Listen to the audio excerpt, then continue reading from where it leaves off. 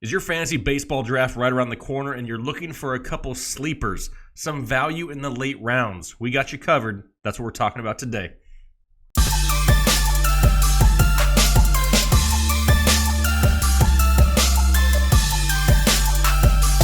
What is going on, Headliner Nation? Welcome back. Next episode, joined by Mr. Kyle Richardson. Kyle, how we doing? Doing well. Talking about all that value today. That's right. This is like the blue light special show for fantasy baseball.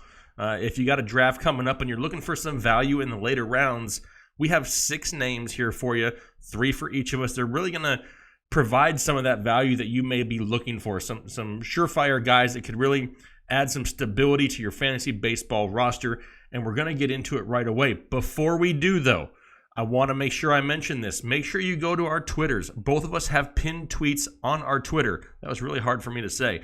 We're giving away an autographed Trey Turner baseball right now. There's a few quick and easy steps. One of them, subscribing to this channel. So if you're here and you're already subscribed, you've already fulfilled one of the requirements. Go follow us on Twitter, retweet the tweet, consider yourself entered into the contest. It's that easy. We have an authenticated autographed Trey Turner baseball that will be going to one member of Headliner Nation here in the near future. I mean, the season's right around the corner, Kyle. I'm a little disappointed that you don't have it with you to show, but that's okay. I don't, do I? Do you? Is it there? I have it sit. I have it sit. You can't see the name, obviously, but it's sitting right next to me. Why? There it is. Because if nobody else really puts in for it, I'm going to keep it. I'm just kidding. I'm not going to keep it. No, we're going to give it away to somebody. It's going to be a lot of fun. Really looking forward to it. And like I said, it's real easy to just throw your name in the hat. It's not like you got to sign up and buy some special guide or something like that. No, it's nothing like that. Go follow us, support us, and consider yourself entered. It's that easy. Now, before we continue to talk and people get bored, let's throw some sleepers out there. Kyle, who is the first person on your list that you're looking for late draft value?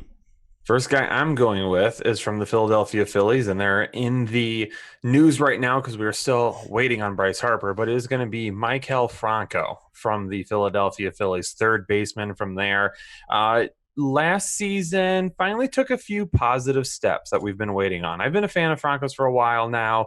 He hasn't really broken out, so there hasn't been a need to really jump at him. But I think this year might be the year that you finally get some really good value because he's not really being drafted as anywhere near the top of third baseman right now. So if you miss on top third baseman, maybe take a look at him later. Last season, his batting average went from 230 the season prior to 270, so a nice jump in his batting average. He also dropped his K percentage to a career lowest. So his strikeout percentage went all the way down to 13.3%.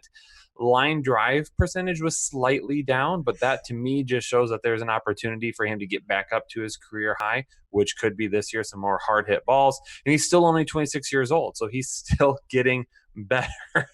We can't do baseball shows anymore. No, we cannot. Still only 26 years old, so there's still plenty of time for this guy. Entering his prime right now, this could finally be the breakout season, especially if, let's say they sign Bryce Harper. Bryce Harper hits in the 3-hole. Franco has a chance to move up to that 2-hole potentially at some point in time. I know he's not nearly that – he doesn't fit the 2-hole characteristic of a hitter, but he could move up there and he could have a lot of protection, could really offer some really, really good value. Yeah, absolutely. And like you said, the value part of it right there at the end is the big thing. If it's a position that you wait on late in the draft, he's definitely somebody with some huge upside. All right, the first guy I'm going to be talking about is going to be Nick Castellanos. And hopefully I said that right. And if not, we'll have a troll tell us down in the comments. But no, right now, this is definitely a guy, in my opinion, who gets little to no respect. And maybe it's because the Tigers haven't been very good. Maybe he just doesn't get the exposure that he needs. Right now, his current ADP is 83rd overall, so right there in the 7th, 8th round or so, depending on your league size. And over the last 2 seasons, this guy has averaged 175 hits, 25 homers, and 95 RBIs. He's not exactly happy in Detroit. It's not like he's disgruntled by any means. I think he's kind of frustrated with the whole rebuild part of the Detroit Tigers not being successful.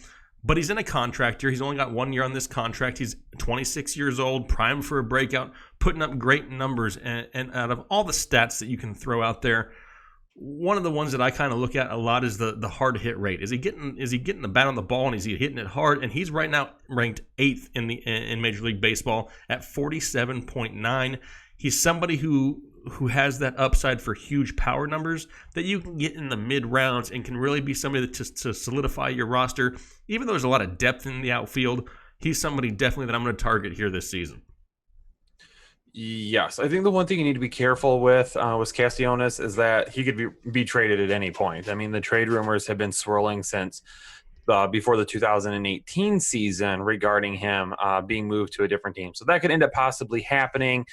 But if it does, I think his situation only gets better. So if you take the discount on him now and get him, and then later in the season he is moved to a different team, better lineup around him, yes, 100%. But even at one point last year, you bring up hard hit percentage. At one point last year, he's all the way up to third and hard hit percentage. So he was one of the top guys at the plate in terms of putting the ball in play and putting a little spice behind it. Ooh, getting a little saucy with it, was he? I promise I didn't throw him out there because you're a Tigers fan either. Just because people see the Tigers logo in the background. I'm not trying to make Kyle happy. I really think the guy has a shot. Over here. No, there you go. There it is. You were pointing to Barry there for a second. We have Al Kaline, we have Maglio Ordonez, we have Alan Trammell. All right, back here. Anyway, so do like Nick Castellanos, though. I'll be sad to see him go. Moving on to my next player, talking about Jonathan Schoop, headed to Minnesota, in Minnesota now. So he spent the majority of his career, well, actually, all of his career in Baltimore, was traded to Milwaukee last season, finished the season there. He is in Minnesota now, signing this past offseason, and he's only 27 years old. So 2017 was his career year. 32 home runs, 105 RBIs, a 293 batting average. He was drafted as a top 5 second baseman. People really expected a lot out of him, but it just didn't happen. Number one of the issues, oblique strain. So he had an oblique strain. He missed some time. For hitters, those can be really tough to come back from, especially if you try to rush it a little too much. And considering there wasn't a whole lot around him in Baltimore, he was probably rushed a little too much. His batting average of balls in play dropped well below his career average, all the way down to 261. And then his biggest issue was his walk percentage. He went from 5.2 the season prior in 2017 all the way down to 3.8 this past season. That to me shows he was trying too hard. He wasn't nearly taking the pitches that he should have. He was swinging at bad pitches. Normally has a little bit better eye than that. The Twins lineup, it should be pretty good this year. And right now, a lot of projections show him hitting more towards the bottom of the order, maybe 6 or 7. But I think there's a chance that if he gets off to a hot start and he's playing really well, they bump him up and he hits in front of Nelson Cruz, which is going to offer some really good protection for him. So don't forget about Jonathan Schoop on draft day, because I think this guy could jump back up to, I wouldn't say 32, 105, 293, but I definitely think he can hit 280 or better with 25 plus home runs. And if he hits in front of Nelson Cruz, probably closer to 80 or 90 RBIs. Yeah, absolutely. Great value there for Jonathan Schoop. Next guy I have up is somebody who may be on a future episode, leaving breadcrumbs here.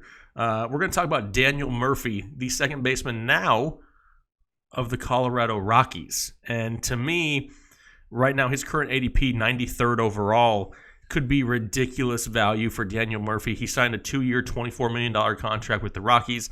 He's close to being a 300 career hitter. Now he moves to Coors Field, which we already know is a hitter's dream.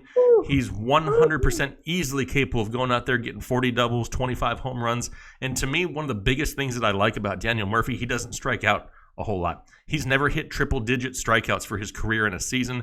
He's definitely somebody you don't have to worry about as long as he's healthy.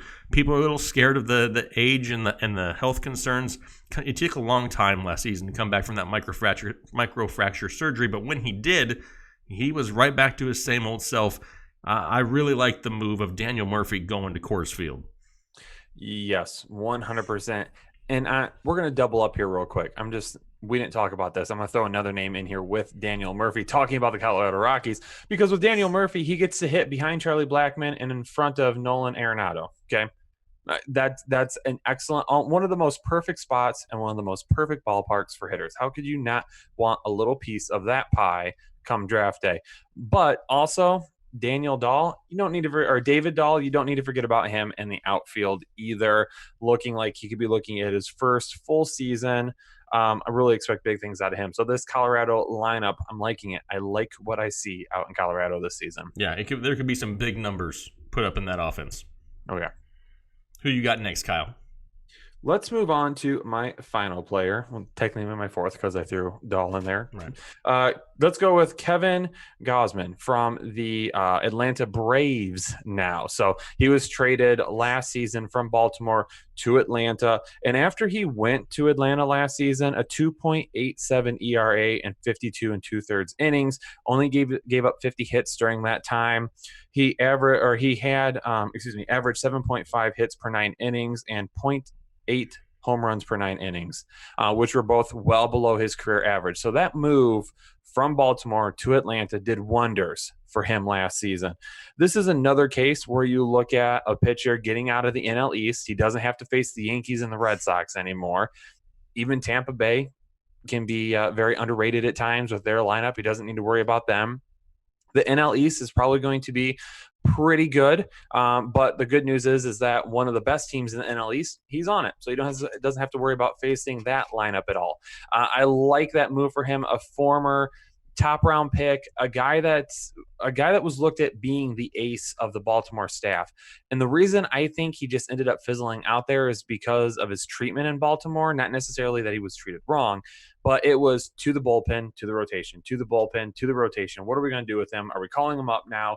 He was in the minors, more than enough time had proved himself. They still didn't call him up, then put him. I mean, it was all over the place with him. He never knew where he stood, and I think he just had too much pressure on him, and now he can go to Atlanta and just pitch for a very good team. He's going to get more than enough run support. I like him a lot this season to finally have that breakout year. Yeah, absolutely. And you hit it on the head right there at the end. The run support that he's going to get from that lineup in Atlanta. There's a lot of firepower in that lineup. They're capable of putting up big numbers, and it could take a little bit of that stress off of him when he's on the mound. Definitely somebody to pay attention to. And it's a great transition. Why? You mentioned somebody on the Braves. Who's somebody, my last person here? It's Nick Markakis of the Atlanta Braves, somebody who's grossly underrated every year. And in my opinion, I think it's that way because he doesn't have the sexy numbers. He doesn't have the big home run numbers. He doesn't have the huge RBI totals.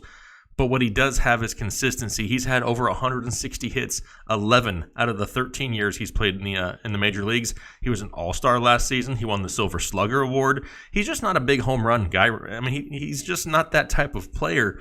But he's somebody that you can plug in your lineup, on any given week, and he can give you solid production. And with that lineup that he's going to be hitting in, he'll have RBI opportunities galore because they're capable of putting up runs, 1 through 9 the entire way through. I think Nick Markakis, whose current ADP right now is 280, and I'm not even exaggerating, really. That's what it's really at. That's somebody you could take one of the end rounds and have on your bench as a solid outfield replacement at a moment's notice. Yeah, I grabbed Nick Markakis super early last season, like almost right after one of the drafts that I did. And I ended up holding on to him throughout the entire year. And I kept getting a lot of questions from followers. What do I do with him? Do I keep him? Do I get rid of him? Do I try to trade him? And I was like, honestly, he's playing so well. No one's going to give you the value for how he's playing because the name doesn't match up with the value right now. So you just have to see it out. He did slow down a little bit as the season went on. Started off really hot, 302 average, 362, and then started to creep down a little bit after that, 309, 292, 259. That's all right. Ended up finishing the season at 253. So there towards the end, got a little bit lower. Right now, projections show him probably hitting 5th in that lineup, which is fine with me. They do have Ronald Acuna, for those of you who watched the last video and didn't like how I pronounced it, Acuna. They have him hitting 4th, but I'm seeing that he's actually going to hit leadoff. So I think there's a lot of things that can happen. I like Nick Markakis as a 2-hitter. I think he would fit really, really well. If Acuna were to hit 1, put Markakis at 2, and then Freeman, and then Donaldson. I'm just playing manager here for a second. But anyway, we'll get away from that. But I like him as definitely a late round steal. If you're somebody that spends like a really high pick on one outfielder, and then you wait to get a little bit more value, and then you wait to get a lot of value, Nick Markakis is one of those guys you look at the very end. Yeah, absolutely. I mean, the value at 280, I mean, leagues are drafting right now. It's not like you're going to say, over the next few months it's going to raise up. No, leagues are already starting to draft, and his ADP's at 280. Definitely not a name to forget about. So those were 6 of our sleepers to watch for. Technically, Kyle threw a nugget in there, so it's like 6 3/4 because you mentioned David Dahl's name. So we'll give him almost a full, other one. But there's other guys out there, right? And if you have a question about somebody who you're thinking about, what is their potential, their breakout potential? Do they have upside late in drafts? Throw their name down below in the comment section. Either myself or Kyle will get back with you. Try to help you make those decisions before your fantasy baseball draft. We'd love to be able to communicate with you. We take pride in being one of the most interactive channels here on YouTube. We really want to make the community feel like they're a part of the show. So that's what this is all about. If you're new to the channel, make sure you consider hitting the subscribe button, and then leave us a comment down below letting us know that you just subscribed. We'd love to take the time to welcome you to Headliner Nation because we really appreciate all the support that we get over here. Make sure you're also following both Kyle and I on Twitter. Kyle at krich1532, myself at Fantasy Headliners, FNTSY Headliners. And don't forget, go put your name in the drawing for the autographed Trey Turner baseball. We'll be giving it away here in a few weeks. It's going to be a lot of fun, and we greatly, greatly appreciate you guys. Make sure you have a good rest of your week, and both of us will talk to you later.